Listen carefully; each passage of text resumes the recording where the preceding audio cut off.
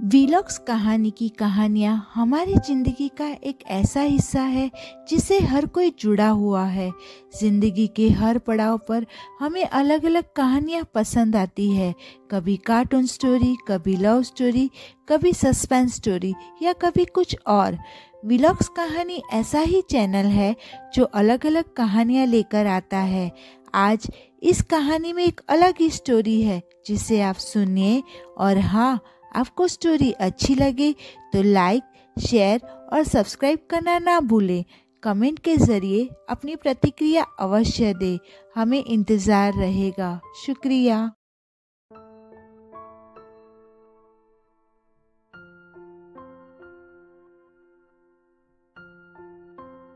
बहुत समय पहले की ये बात है। एक वन था। वन में एक तपस्वी रहते थे। निकट ही उनकी कुटिया थी जहां उनकी पत्नी भी रहती थी। ऋषि और उनकी पत्नी की कोई संतान नहीं थी। ऋषि अपने मुंह से यह सच्चाई अपनी पत्नी को बताकर पत्नी का दिल नहीं दुखाना चाहते थे। तपस्वी हमेशा सोचते कि किस उपाय से उनकी पत्नी के जीवन का यह अभाव दूर किया जाए। तपस्वी रोज प्रातः नदी में स्नान करते थे और तैरते भी थे। स्नान करने के पश्चात वह नदी किनारे के एक पत्थर पर आसन जमाकर तपस्या करते थे। एक दिन विचित्र घटना घटी। अपनी तपस्या समाप्त करने के बाद ईश्वर को प्रणाम करके उन्होंने अपने हाथ खोले, तभी चिल के पंजों से छूटकर एक छोटी सी चूहिया उनके हाथों में आकर गिरी। तपस्वी ने चूहिया को नीचे रखा और उन्होंने देखा कि चिड़िया मौत के भय से थर-थर कांप रही थी। अचानक की चूहिया को देखकर उन्हें कोई ख्याल आया मन में और उन्होंने अपनी तपस्या की शक्ति से चूहिया को मानव बच्ची बना दिया। मानव बच्ची बनाने के बाद तपस्वी उसे बच्ची को अपने घर ले गए।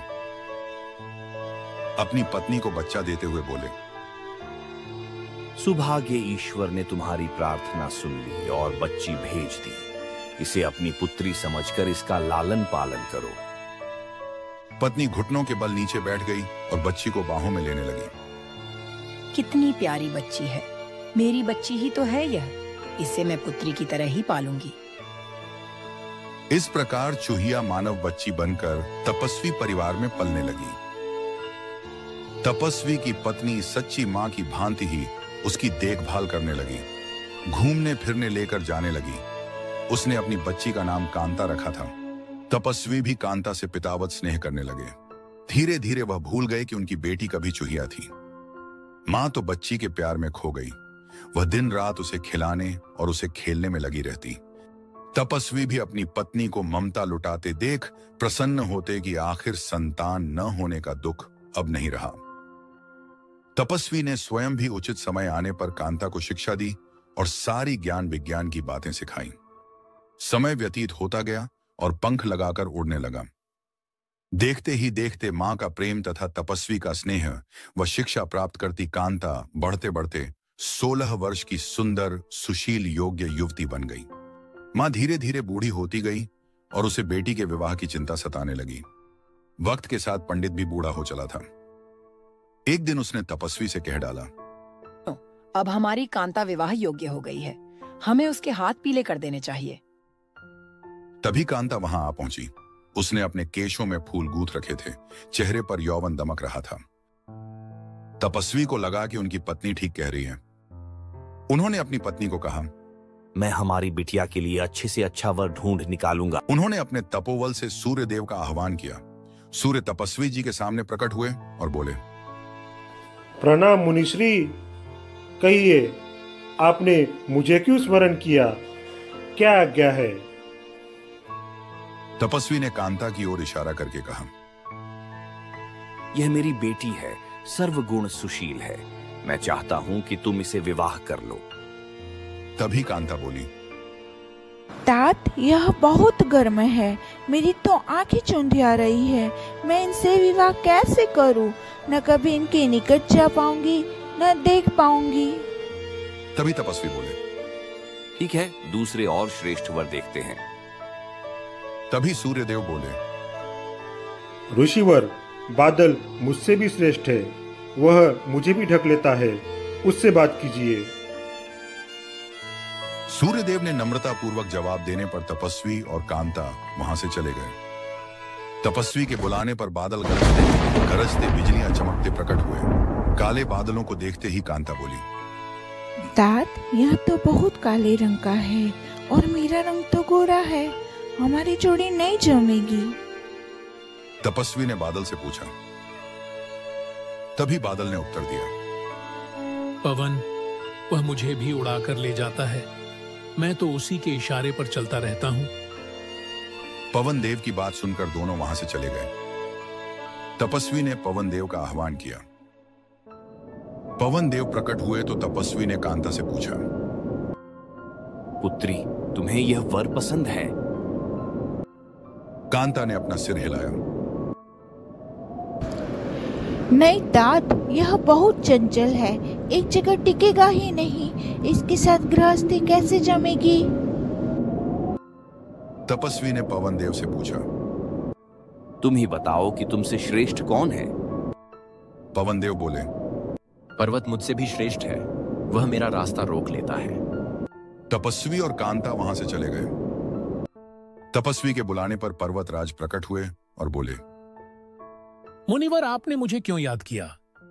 उन्होंने सारी बात बताई तो पर्वतराज ने कहा, पूछ लीजिए कि आपकी कन्या को मैं पसंद हूं क्या? कांता ने उत्तर दिया, ओह, ये तो पत्थर ही पत्थर है, इसका दिल भी पत्थर का होगा। उन्होंने पर्वतराज को उनसे भी श्रेष्ठ वर बताने को कहा तो पर्वतराज बोले, चूहा मुझसे भी श्रेष्ठ है, वह मुझ में भी छेद कर बिल बनाकर उसमें रहता है। पर्वतराज के ऐसे कहते ही एक चूहा सामने आकर कूदा। चूहे को देखते ही कांता खुशी से उछल पड़ी। कांता ने कहा, तात तात, मुझे यह चूहा बहुत पसंद है, मेरा विवाह इसी से कर दीजिए। तात, मुझे इसके कान और पूंछ बहुत प्यारे लग रहे हैं, मुझे यही वर चाहिए। मुनि ने मंत्र बल से एक चूहिया को तो मानवी बना दिया, पर उसका दिल तो चूहिया का ही रहा। तपस्वी ने कांता को फिर से चूहिया बना दिया। तात ने कांता को चूहिया बनाकर उसका विवाह चूहे से कर दिया। इस कहानी से हमें सीख मिलती है कि जीव जिस योनि में जन्म लेता है उसी के संस्कार बने रहते हैं। स्वभाव नकली उपाय से नहीं बदले जा सकते। मेरे चैनल को लाइक, शेयर, सब्सक्राइब करना मत भूलना। मिथिला के जंगलों में बहुत समय पहले एक सियार रहता था। वह बहुत आलसी था, दिमाग उसका शैतानी था। पेट भरने के लिए खरगोशों व चूहों का पीछा करना व उनका शिकार करना उसे बड़ा भारी लगता था। यही तिकड़म लगाता रहता कि कैसे ऐसी जुगत लड़ाई जाए जिससे बिना हाथ पैर हिलाए भोजन मिलता रहे। खाया और सो गए। एक दिन उसी सोच में डूबा वह सियार एक झाड़ी में दुबका बैठा था। बाहर चूहों की टोली उछल कूद व भाग दौड़ करने में लगी थी।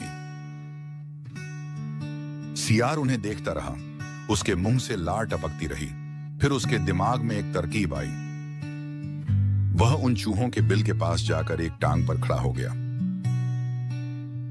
चूहे बोलों सियार को उस अनोखी मुद्रा में खड़े देखकर वे बहुत चकित हुए। एक चूहे ने जरा सियार के निकट जाकर पूछा, शियार मामा, आप इस प्रकार एक टांग पे क्यों खड़े हो? मूर्ख, तूने मेरे बारे में नहीं सुना कभी? मैं चारों टांगे नीचे टिका दूंगा तो धरती मेरा बोझ संभाल नहीं पाएगी, यह डोल जाएगी, साथ ही तुम सब नष्ट हो जाओगे। तुम्हारे ही कल्याण के लिए मुझे एक टांग पर खड़े रहना पड़ता है। चूहों में खुसर पुसर हुई। चूहों के सरदार ने सोचा कि वह सियार से बात करेगा। चूहों के सरदार ने कहा, हे महान सियार, हमें अपने बारे में कुछ बताइए। मैंने हजारों वर्ष हिमालय पर्वत पर एक टांग पर खड़े होकर तपस्या की। मेरी तपस्या समाप्त होने पर सभी देवताओं ने मुझ पर फूलों की वर्षा की। भगवान ने प्रकट होकर कहा कि मेरे तप से मेरा भार इतना हो गया है कि मैं चारों पैर धरती पर रखूं तो धरती गिरती हुई ब्रह्मांड को फोड़कर दूसरी ओर निकल जाएगी। धरती मेरी कृपा पर ही टिकी रहेगी। तब से मैं एक टांग पर ही खड़ा हूं। मैं नहीं चाहता कि मेरे कारण दूसरे जीव को कष्ट हो। सारे चूहे सियार की बात सुनकर प्रभावित हो गए और सारे चूहों का समूह महातपस्वी सियार के सामने हाथ जोड़कर खड़ा हो गया। एक चूहे ने पूछा, तपस्वी मामा, आपने अपना मुंह सूरज की ओर क्यों रखा है? सूर्य की पूजा के लिए। दूसरे चूहे ने कहा, और आपका मुंह क्यों खोला है? हवा खाने के लिए। मैं केवल हवा खाकर जिंदा रहता हूँ। मुझे खाना खाने की जरूरत नहीं पड़ती। मेरे तप का बल हवा को ही पेट में भांति भांति के पकवानों में बदल देता है। उसकी इस बात को सुनकर चूहों पर जबरदस्त प्रभाव पड़ा। अब सियार की ओर से उनका सारा भय जाता रहा। वे उसके और निकट आ गए। अपनी बात का असर चूहों पर होता देख मक्कार सियार दिल ही दिल में खूब हंसा। अब चूहे महातपस्वी सियार के भक्त बन गए। सियार एक टांग पर खड़ा रहता और चूहे उसके चारों ओर बैठकर ढोलक, मजीरे, खड़ताल और चिमटे लेकर उसके भजन गाते। भजन कीर्तन समाप्त होने के बाद चूहों की टोलियां भक्ति रस में डूबकर अपने बिलों में घुसने लगती तो सियार सबसे बाद के 3-4 चूहों को दबोचकर खा जाता। फिर रात भर आराम कर सोता और डकारें लेता। सुबह होते ही फिर वह चूहों के बिलों पास आकर एक टांग पर खड़ा हो और अपना नाटक चालू रखता। चूहों की संख्या कम होने लगी। चूहों के सरदार की नजर से यह बात छिपी नहीं रही। एक दिन सरदार ने सियार से पूछ ही लिया, हे महात्मा सियार, मेरी टोली के चूहे मुझे कम होते नजर आ रहे हैं। ऐसा क्यों हो रहा है? हे चतुर्मुशक, यह तो होना ही था। जो सच्चे मन से मेरी भक्ति करेगा वह सशरीर बैकुंठ को जाएगा। बहुत से चूहे भक्ति का फल पा रहे हैं। चूहों के सरदार ने देखा कि सियार मोटा हो गया है। कहीं उसका पेट ही तो वह बैकुंठ लोक नहीं है जहां चूहे जा रहे हैं। चूहों के सरदार ने बाकी बचे चूहों को चेताया और स्वयं उसने दूसरे दिन सबसे बाद में बिल में घुसने का निश्चय किया। भजन समाप्त होने के बाद चूहे बिलों में घुसे। सियार ने सबसे अंत के चूहे को दबोचना चाहा। चूहों का सरदार पहले ही चौकन्ना था। वह दांव मारकर सियार का पंजा बचा गया। असलियत का पता चलते ही वह उछलकर सियार की गर्दन पर चढ़ गया और उसने बाकी चूहों को हमला करने के लिए कहा। साथ ही उसने अपने दांत सियार की गर्दन में गड़ा दिए। बाकी चूहे भी सियार पर झपटे और सबने कुछ ही देर में महात्मा सियार को कंकाल सियार बना दिया। केवल उसकी हड्डियों का पिंजर बचा रह गया।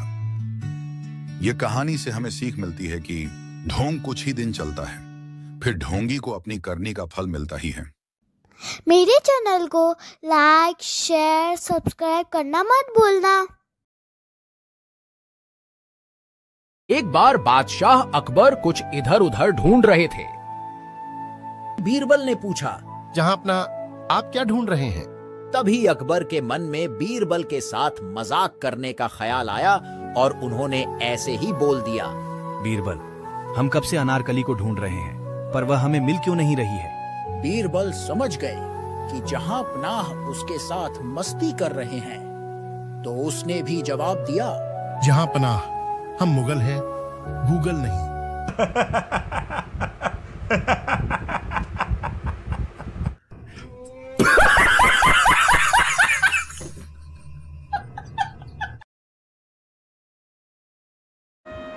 एक जंगल में पहाड़ की चोटी पर एक किला बना था।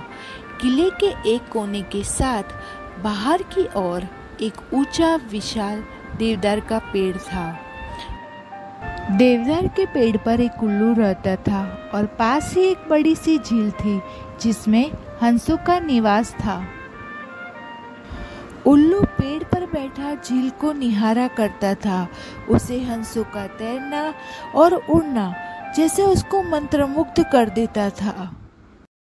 उल्लू भोजन की तलाश में नीचे घाटियों में आता था। वहाँ घाटियों में फैली लंबी लंबी घासों, वहाँ झाड़ियों में उसे कई छोटे मोटे जीव और कीट पतंगे मिलते थे जिन्हें उल्लू भोजन बनाता था।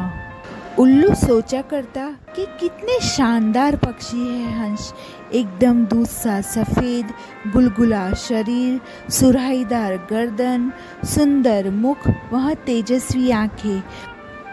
उल्लू हमेशा सोचा करता कि काश मेरी दोस्ती किसी हंस से हो जाए तो।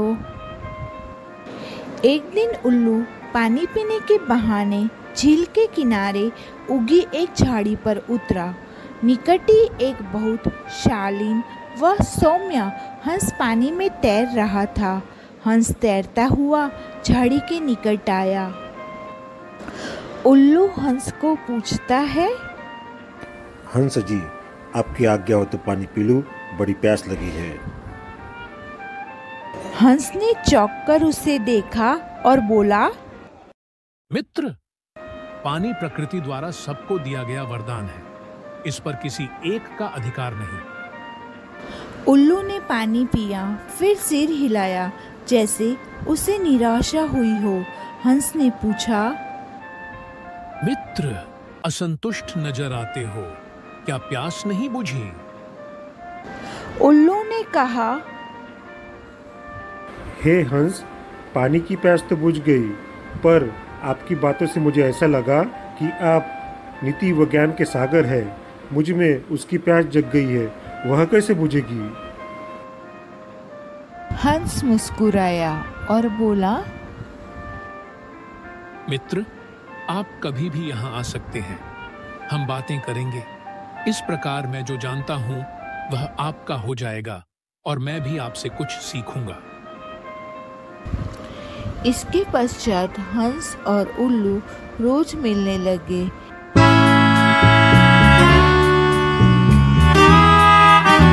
उन दोनों का मिलने का सिलसिला यूं ही काफी दिनों तक चलता रहा। एक बार हंस ने उल्लू को अपना असली परिचय देते हुए कहा कि वह वास्तव में हंसों का राजा हंसराज है। एक दिन हंस ने अपने मित्र उल्लू को निमंत्रण दिया और उसे अपने घर ले गया। शाही ठाट थे। खाने के लिए कमल और नरगिसी फूलों के व्यंजन परोसे गए। जाने क्या क्या दुर्लभ खाद्य थे, उल्लू को पता ही नहीं लगा। बाद में तो सौंफ और इलायची की जगह मोती पेश किए गए। उल्लू तो दंग रह गया। अब हंसराज उल्लू को महल में ले जाकर रोज खिलाने पिलाने लगा। रोज दावत उड़ती रही। उसे डर लगने लगा कि किसी दिन साधारण उल्लू समझकर हंसराज दोस्ती न तोड़ दे। स्वयं को हंसराज की बराबरी का बनाए रखने के लिए उसने झूठ मूठ कह दिया कि वह भी उल्लुओं का राजा उल्लुक राज है। झूठ कहने के बावजूद भी उल्लू को लगा कि उसका भी फर्ज बनता है कि हंसराज को वो अपने घर पर बुलाए। मित्र, मैं आपको आज अपना घर दिखाने व अपना मेहमान बनाने के लिए ले जाने आया हूँ। मैं कई बार आपका मेहमान बना हूँ, मुझे भी सेवा का मौका दो। उल्लू की बात मानकर हंसराज को उल्लू के साथ जाना ही पड़ा। पहाड़ की चोटी पर बने किले की ओर इशारा कर उल्लू उड़ते उड़ते बोला, वह मेरा किला है। वे दोनों जब उल्लू के आवास वाले पेड़ पर उतरे तो किले के सैनिकों की परेड शुरू होने वाली थी। उल्लू सैनिकों के रोज के कार्यक्रम को याद कर चुका था, इसलिए ठीक उसी समय हंसराज को लेके आया था। उल्लू बोला, मैंने अपने सैनिकों को आदेश दिया है कि जब तक मेरे परम मित्र राजा हंसराज मेरे अतिथि है, तब तक इसी प्रकार रोज बिगुल बजे वह सैनिकों की परेड निकले। उल्लू ने हंस को अखरोट और फल खिलाए। सैनिक की टुकड़ी को राजा का आदेश मिल चुका था, इसलिए वह अपना सामान इकट्ठे कर कर जाने लगे थे। तभी हंस ने कहा, मित्र, देखो, आपके सैनिक आपकी आज्ञा लिए बिना कहीं जा रहे हैं। तभी उल्लू हड़बड़ाकर बोला, किसी ने उन्हें गलत आदेश दिया है, मैं अभी रोकता हूँ उन्हें। सैनिक जाने लगे तो उल्लू घुघुआया। एक सैनिक ने तीर छोड़ा। तीर उल्लू की बगल में बैठे हंस को लगा। वह तीर खाकर नीचे गिरा। वह फड़फड़ाकर मर गया। उल्लू उसकी लाश के पास शोकाकुल हो विलाप करने लगा। हे राम, मैंने अपनी झूठी शान के चक्कर में अपना परम मित्र खो दिया। धिक्कार है मुझे। उल्लू को आसपास की खबर से बेसुध होकर रोते देखकर एक सियार उस पर झपटा और उसका काम तमाम कर दिया। ये कहानी से हमें सीख मिलती है कि झूठी शान बहुत महंगी पड़ती है। कभी भी झूठी शान के चक्कर में मत पड़ो। मेरे चैनल को लाइक, शेयर, सब्सक्राइब करना मत भूलना।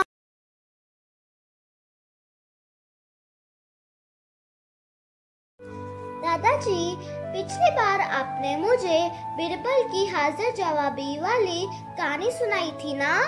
आज मुझे फिर से अकबर बीरबल की कहानी सुनाइए ना। ठीक है बेटा, मैं तुम्हें बीरबल की चतुराई की एक और कहानी सुनाता हूँ। बीरबल अपनी बुद्धिमत्ता और चतुराई के लिए प्रसिद्ध थे। एक दिन दरबार में अकबर ने बीरबल से 3 सवाल पूछे जो बहुत कठिन थे। अकबर ने दरबारियों से कहा, जो कोई भी इन सवालों का सही उत्तर देगा उसे इनाम मिलेगा। पहला सवाल, धरती का केंद्र कहाँ है?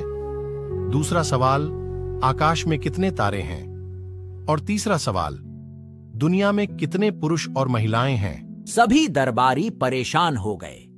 किसी को भी इन सवालों का उत्तर नहीं पता था। बीरबल ने कहा, जहां पनाह आपको मैं इन 3 प्रश्नों का उत्तर कल दूंगा। बताओ, बीरबल क्या है? मेरे प्रश्नों के उत्तर, और तुम भेड़ और छड़ी के साथ क्यों आए हो? बीरबल ने आत्मविश्वास के साथ जवाब देना शुरू किया। जहां यह छड़ी लगी है वहीं धरती का केंद्र है। अगर किसी को शक है तो वह नाप सकता है। आकाश में जितने तारे हैं उतने ही बाल इस भेड़ की पीठ पर हैं। अगर किसी को संदेह है तो वह गिन सकता है। उसने एक भेड़ की तरफ इशारा किया जो पास में खड़ी थी। दुनिया में जितने पुरुष और महिलाएं हैं उन्हें कोई गिन नहीं सकता, क्योंकि हर दिन कुछ लोग मरते हैं और कुछ नए जन्म लेते हैं। अकबर बीरबल की बुद्धिमानी से बहुत प्रभावित हुए और उन्होंने घोषणा की कि बीरबल ने सभी सवालों का सही उत्तर दिया है। सभी दरबारियों ने बीरबल की प्रशंसा की और अकबर ने बीरबल को इनाम से नवाजा। यह कहानी हमें सिखाती है कि कभी-कभी मुश्किल सवालों के जवाब बड़ी सरलता से दिए जा सकते हैं। बस थोड़ा दिमाग का इस्तेमाल करने की जरूरत होती है।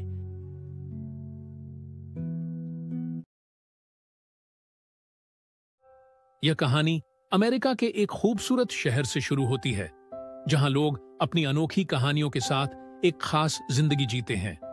हर इंसान के पास एक सपना है और उनकी जिंदगियों में हर दिन कुछ नया और रोमांचक होता है।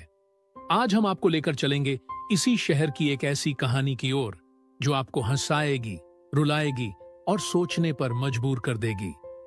इस कहानी का शीर्षक है, शर्त सिर्फ इतनी कि पहले हम इंसान बने। उनके सामने एक छोटी सी कार आई और चली गई, फिर धीमी हुई, रुकी और उल्टी दिशा में फिसलकर रुक गई। दरवाजा खुल गया। एक युवक बाहर निकला। उन्होंने इन दोनों बूढ़ों के चेहरे और कपड़े देखकर सवाल पूछा, क्या आप गुजरात से आए हैं? कोई परेशानी है? क्या मैं मदद कर सकता हूं? तुम गंदे सुअर, चल निकल यहां से, अभी इसी क्षण। न्यूयॉर्क शहर, संयुक्त राज्य अमेरिका। रात के 10 बजे हैं। खेड़ा जिले के एक छोटे से शहर में एक घर बेचा गया। उन्होंने मायके में 3 बेटियों को रख दिया था। पराये के घर कोई नहीं आया। बच्चू भाई अपनी बहन के घर आए थे। उम्मीद तो यही थी कि 6 महीने तक भैया और भाभी को अपने घर में पनाह देगी तो परदेश में ही बस जाएंगे। देश में कारोबार ठप्प हो गया था और तीनों बेटियां जवानी की दहलीज पर खड़े होने की तैयारी कर रही थीं। अगर सब कुछ ठीक रहता तो ऐसा हो सकता था, लेकिन बच्चू भाई की बहन की बबी भाभी से नहीं बनी। ननंद भाभी के सदियों पुराने गिले शिकवे यहां भी हो गए थे। ननंदबा को 15 वर्ष हो गए थे और वे अमेरिका के निवासी हो गए थे और पूरी तरह पश्चिमीकृत हो गए थे। उसे अपने भाई की कठिनाइयां, भाभी के देहाती तौर तरीके और प्राचीन शिष्टाचार पच नहीं रहे थे।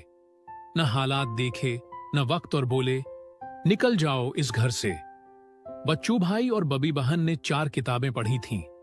बहन के मुंह से निकले शब्दों को वे क्या समझेंगे, लेकिन उन्हें एहसास हुआ कि जिस शैली में उन अंग्रेजी वाक्यों को उछाला गया था वह न तो प्यार भरा था और न ही मासूम, और उंगली दरवाजे की ओर उठी। बहन को समझाने या डांटने का कोई मतलब नहीं था। पिछले कुछ दिनों से उसका व्यवहार खराब चल रहा था। बच्चू भाई और बबी बहन उसी समय अपने कपड़ों का बैग उठाकर घर से निकल गए। हाड़ कंपा देने वाली ठंड, गर्म कपड़ों की कमी, अंग्रेजी बोलने और समझने में असमर्थता और ताजा कटे घाव का सदमा।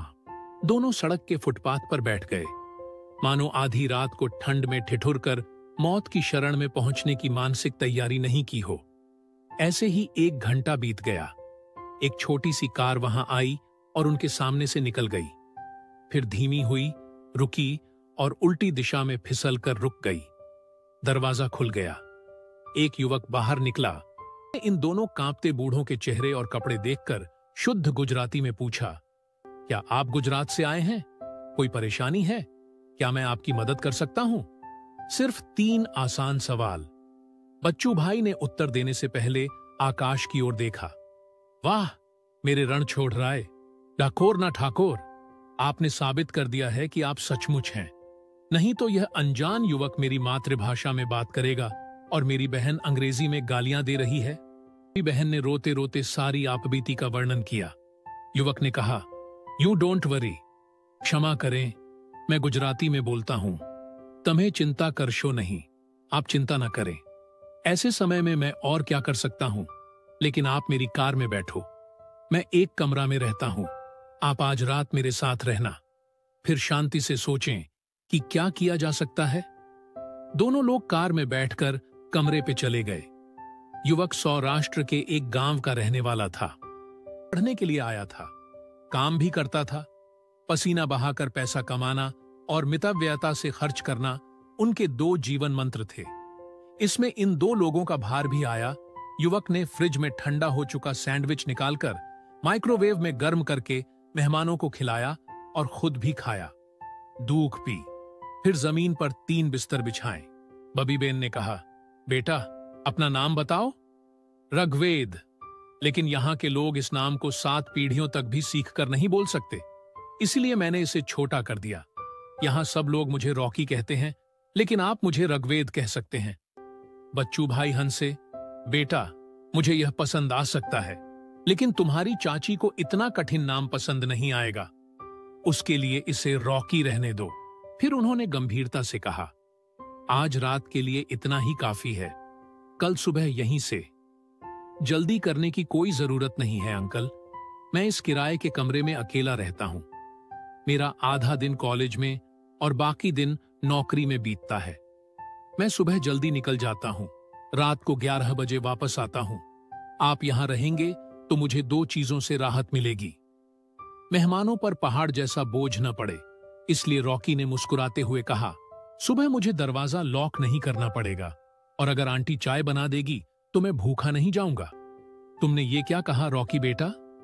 आपकी ये चाची आपके लिए न सिर्फ चाय बनाएंगी, बल्कि ताजा गर्म नाश्ता भी बनाएंगी। भगवान ने यह जादू हमारे खेड़ा जिले की महिलाओं के हाथों में दिया है।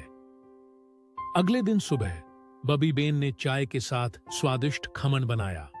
एक प्रकार की स्वादिष्ट लकीर स्थापित हो गई। इडली, खिचू, मुठिया, पौंवा, ढोकला, उपमा।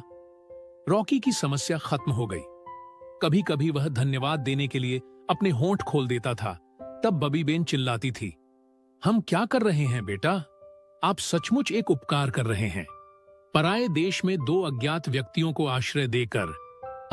मुझे बताओ कि पूर्व जन्म के किस संबंध में तुम यह सब कर रहे हो?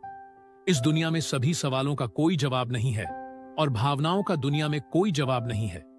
करीब 1 महीने बाद मैं रॉकी ने कुछ सोचा, अंकल क्या ऐसा नहीं हो सकता कि आंटी के हाथों का जादू दूसरों की जुबान पर भी चढ़ जाए? इस शहर में मेरे जैसे सैकड़ों युवा भारतीय हैं जो भूखे नौकरी पर जाते हैं, ठंडा सैंडविच खाकर सो जाते हैं। क्या हम व्यापार के मामले में उन्हें सुविधा प्रदान कर सकते हैं? कुछ ही दिनों में इसकी व्यवस्था भी हो गई। रॉकी ने अपनी बचत से एक पोशाक खरीदी और चाची को दी। एक किराए की वैन और आदमी किराए पर लिया। बबी बेन प्रतिदिन 5 बजे उठकर नाश्ता बनाती थी और बच्चू भाई उसे ग्राहकों के घर पहुंचाते थे। मेहनत का पसीना चमक दिखाने लगा। भारत के लड़के उन माताओं को भूलने लगे जो मातृभूमि में थीं। तीसरे महीने में रॉकी ने बगल में एक बंद रेस्तरां किराए पर ले लिया। बोर्ड हिंदी में, इंडियन खाना सेंटर, सिर्फ इंडियंस के लिए। लोगों की कतारें इस कदर लगने लगीं कि दिन भर फुर्सत ही नहीं मिलती थी। डॉलर बरसने लगे। 10 महीने के भीतर तीनों लोग तैर गए। शाम बच्चू भाई ने कहा, रॉकी बेटा, अब हमारे लिए एक अलग घर ढूंढो, हमें बहुत दिन हो गए।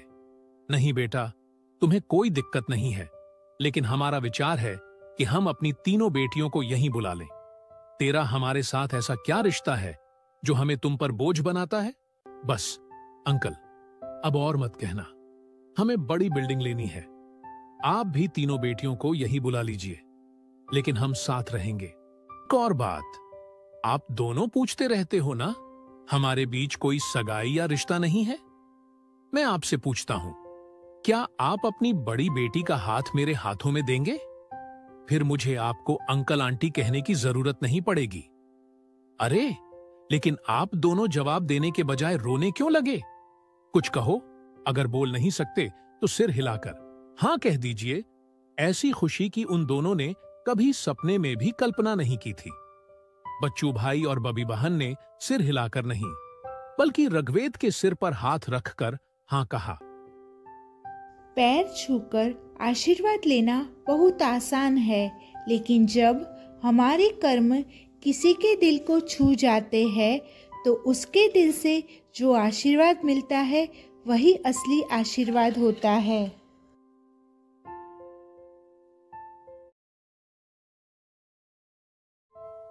शादी के दिन शुरू होती है एक नई कहानी।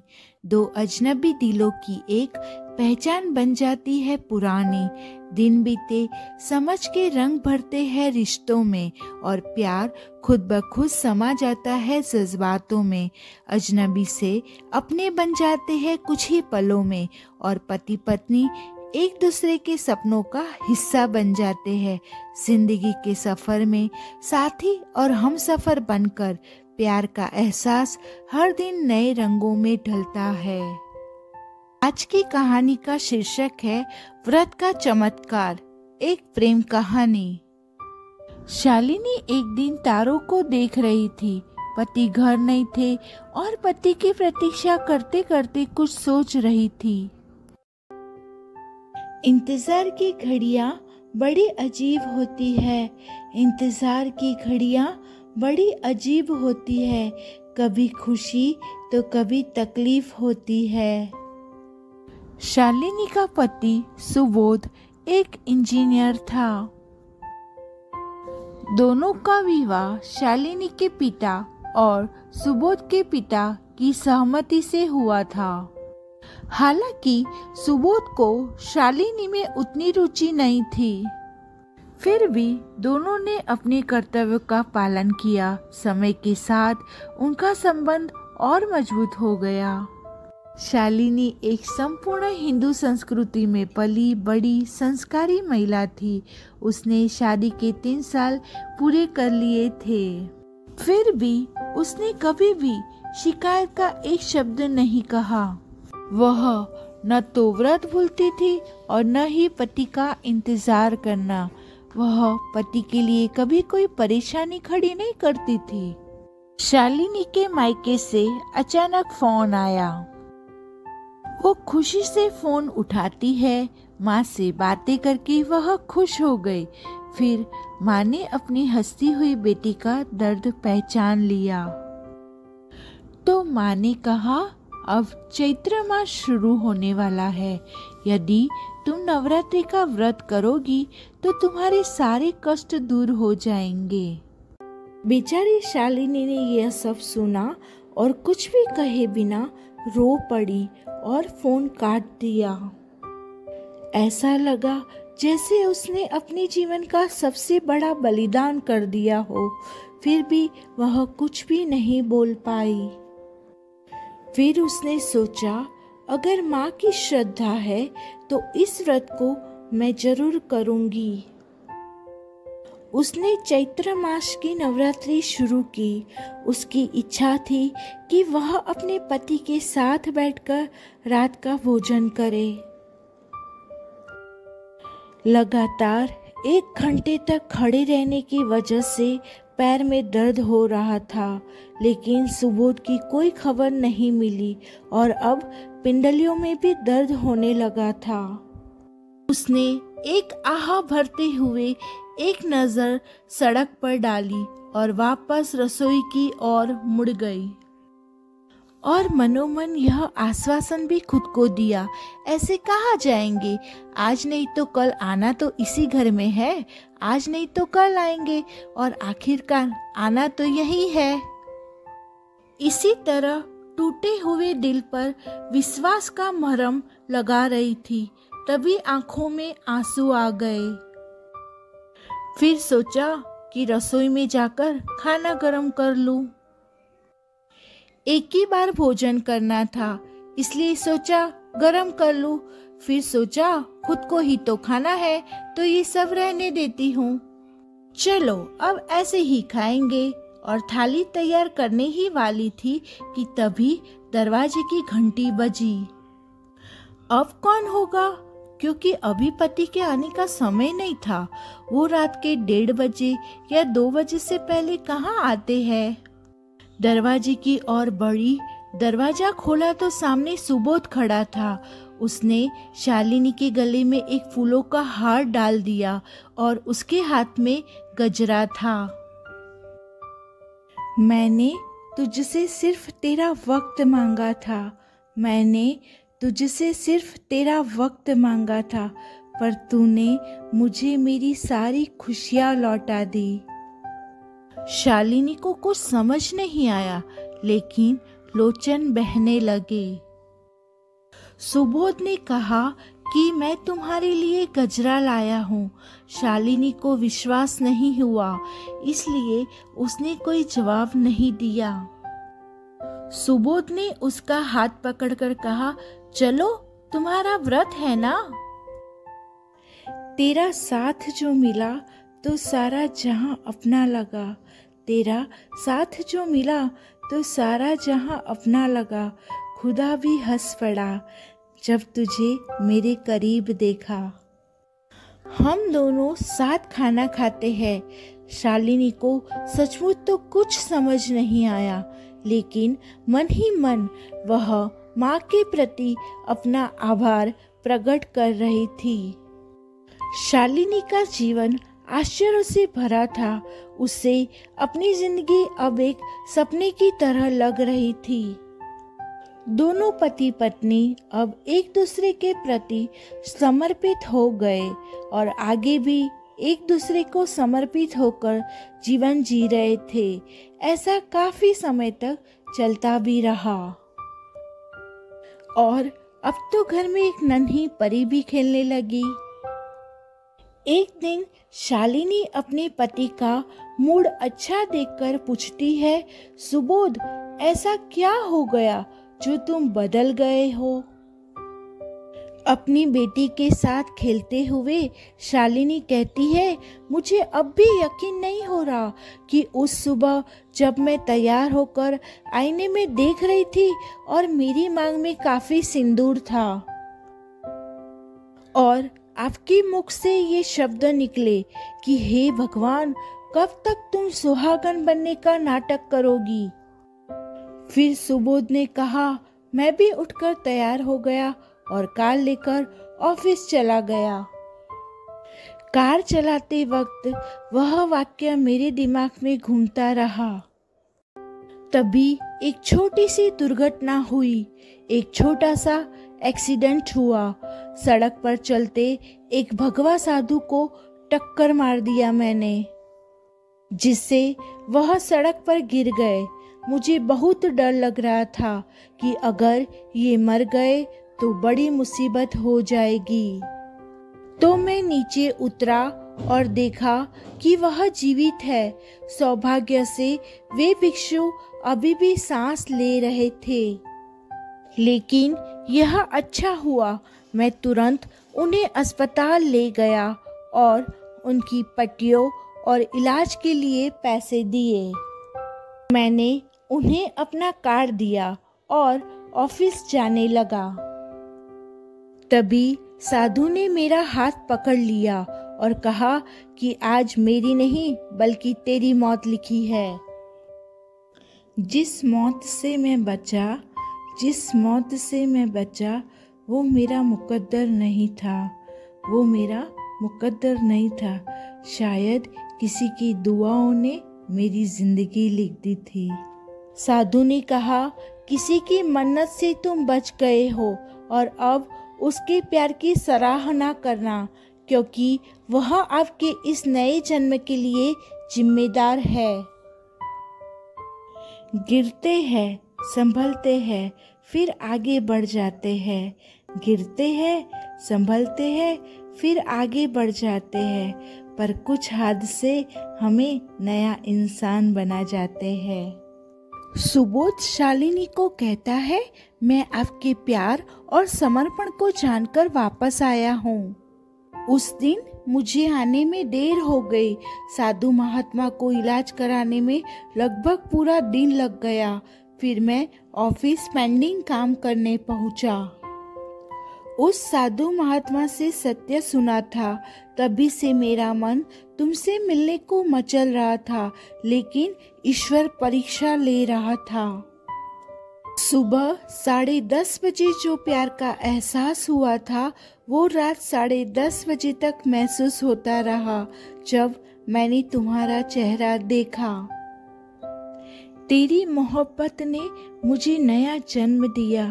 तेरी मोहब्बत ने मुझे नया जन्म दिया। मैं तेरा था, तेरा हूँ और तेरा ही रहूँगा। शालिनी सोच रही थी कि सब कुछ बराबर हो गया। कुछ भी हो, पर उसने किए हुए व्रत का फल ही उसको मिला। मुस्कुराहटों का ये सिलसिला यूं ही चलता रहे। मुस्कुराहटों का ये सिलसिला यूं ही चलता रहे। हर दुआ, हर अरमान यूं ही पूरा होता रहे। यह तो एक हिंदू संस्कृति में पली हुई पत्नी ही कर सकती है, जो पति की इतनी नफरत सहकर भी उसके प्यार और उज्जवल भविष्य के लिए व्रत रखती है। मेरे चैनल को लाइक, शेयर, सब्सक्राइब करना मत भूलना।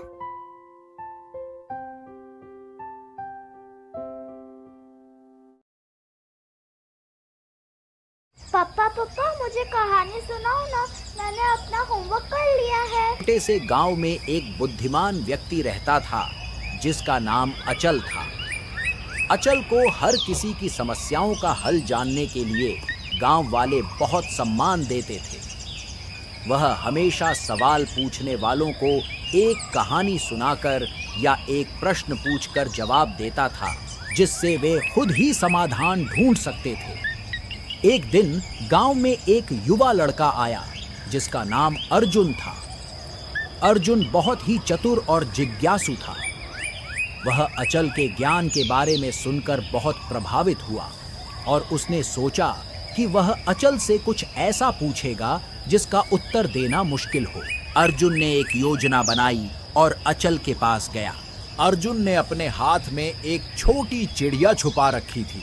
उसने अचल से पूछा, महाशय, क्या आप बता सकते हैं कि मेरे हाथ में जो चिड़िया है वह जीवित है या मरी हुई? अर्जुन ने सोचा था कि अगर अचल कहेगा कि चिड़िया जीवित है तो वह उसे मसल कर मार देगा, और अगर कहेगा कि चिड़िया मरी हुई है तो वह उसे उड़ा देगा। अचल ने कुछ पल के लिए चुपचाप अर्जुन की आंखों में देखा और फिर मुस्कुराते हुए कहा, प्रिय अर्जुन, इसका उत्तर तुम्हारे हाथों में है। अर्जुन चौंक गया। उसे एहसास हुआ कि वह चाहे जो भी करे, उत्तर वही तय करेगा। इस घटना ने अर्जुन को सिखाया कि सवाल का जवाब अक्सर हमारे अपने हाथों में होता है। कहानी से हमें यह सीख मिलती है कि जीवन में कई बार हमारे सामने जो प्रश्न आते हैं, उनके उत्तर हमारे कार्यों और निर्णयों में ही छुपे होते हैं। हमें दूसरों पर निर्भर रहने की बजाय खुद ही अपने उत्तर ढूंढने की कोशिश करनी चाहिए।